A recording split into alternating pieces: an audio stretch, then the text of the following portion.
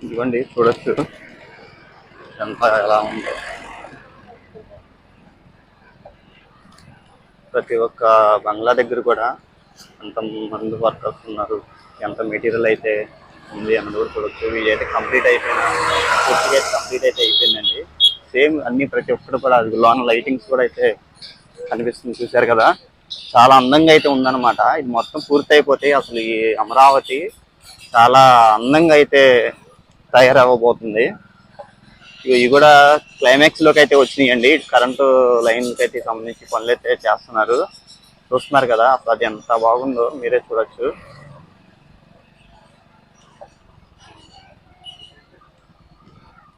అసలు రోజు రోజుకి ఈ బంగ్లాలకు సంబంధించి పనులు స్టేటస్ అయితే చాలా బాగా ఇంప్రూవ్ అయితే అవుతుందండి.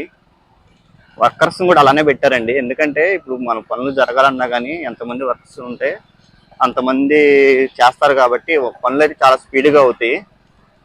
మీరైతే చూడండి, ఇదంతా అసలు చాలా బాగుందన్నమాట. ఇంకా రాను కూడా చూడండి అసలు ఎంతమంది వర్కర్స్ అయితే ఉంది, ఎలా పనులు అయితే చేస్తున్నారు ఏంటి. చాలా లుక్గా అయితే ఉంది.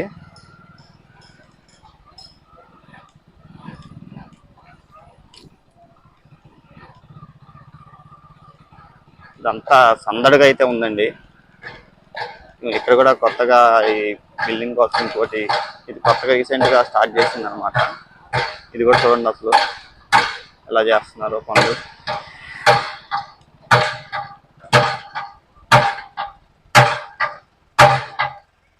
చూసారు కదా అసలు ఎంతమంది అయితే ఉండి ఏ విధంగా చేస్తున్నారో చూడొచ్చు.